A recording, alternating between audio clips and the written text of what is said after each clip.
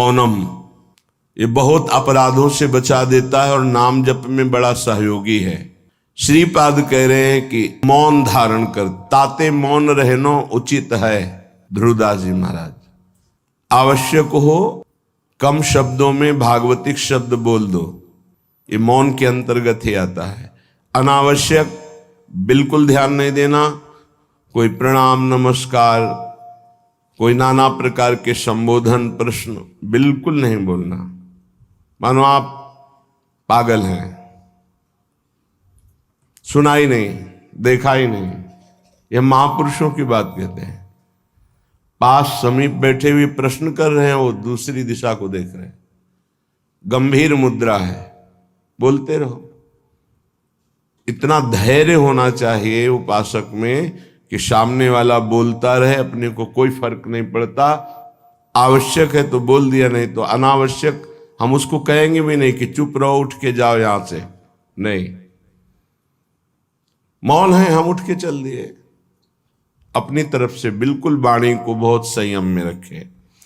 दूसरी बात कह रहे हैं कि समस्त व्यवहार को जो शिथिल कर देता है, ये व्यवहार ही तो फंसाए हुए है संसार को। लोक धर्म, त्यज लोक धर्मान, अगर भगवत प्राप्ति करनी है तो धर्मम भजस्व सततम त्यज लोक धर्मान। लोक धर्म का त्याग अत्यंत अनिवार्य है। विरति बहुकर्मा निरत निरंतर सज्जन धर्मा। छठदम शील विरत बहुकर, ये भक्ति का लक्षण है। छठदम शील विरत बहुकर्मा निरत निरंतर सज्जन धर्मा। उन धर्मों का आचरण करते हैं जो साधुजनों के द्वारा आज्ञा दी गई, विधान किया गया है। शास्त्र जिसे विधि कहते हैं, भगवत प्राप्ति के लिए। विरत बहुकर्मा, वो निरर्थक व्यर्थ प्रापंचिक पापात्मक कर्मों का पूर्ण रूप से त्याग और ऐसे व्यवहारिक कर्मों का भी त्याग जिनमें उलझ करके भगवत चिंतन छूट जाता है। क्या मिलेगा अगर ऐसी स्थिति कर ली जाए?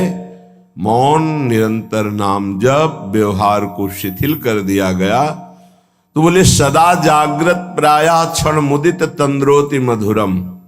जो प्रायः प्रार्थना करते रहते हैं कि कभी 2-4 मिनट के लिए ऐसी स्थिति आई कि जागृत में शरीर शुद्धि भूल गई। एकमात्र आराध्य देव निकस कुंज ठाढ़े भय भुजा परस्परंश। श्री राधा वल्लभ मुख कमल निरखि नयन हरिवंश।